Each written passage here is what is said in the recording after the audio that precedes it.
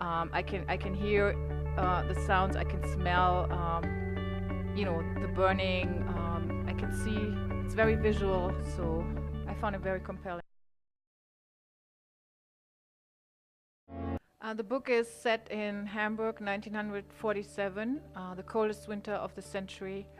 Hamburg is a city in ruin, and there is a mass murderer who leaves dead bodies of naked women, children, also an old man. And Inspector Stave is assigned to the case together with an officer of the British Occupation Army. And he's trying to solve the case. There's a lot of difficulties, a lot of subplots. But finally, he finds a lead in a Jewish orphanage, and he finds out that one of his co-workers, another police officer, a former Waffen-SS man, is the murderer. Well, what I found really very interesting was the mix of people who were living in Hamburg, who were all thrown together, if you think about it. The freed concentration camp survivors, which I actually have a friend that happened to her, so she was from Hamburg.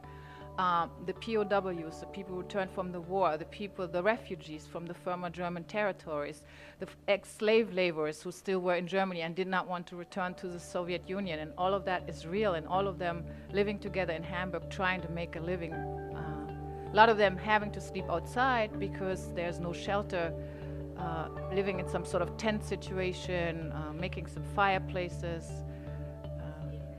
Well, living together or living for Germans under the British occupation is not always easy.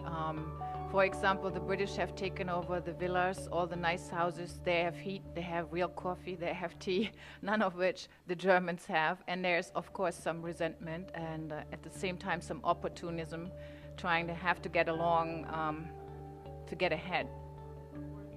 Well, I was really hooked by the opening. It's the inspector who later gets assigned to the case, wakes up in the house that is halfway bombed out. His blanket is frozen to the wall. The entire walls of the apartment are covered with frost, and he fumbles for the body of his wife, and then he realizes that she died 3 years ago in the bombing of the Allies. So I was immediately hooked, and then following, like shaving in the dark, not putting on the light because electricity was so heavily rationed. It immediately pulled me into a world that I really have never experienced and only know from people telling me about it.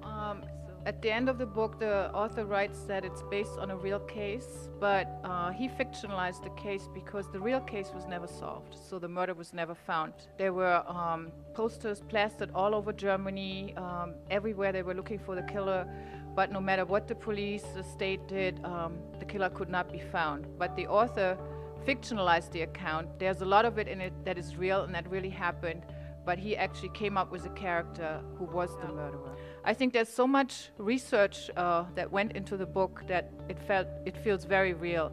Well, I think it's a mixture between a crime novel and a historical novel, but I just loved it also as a fact. I think it is also a historical novel.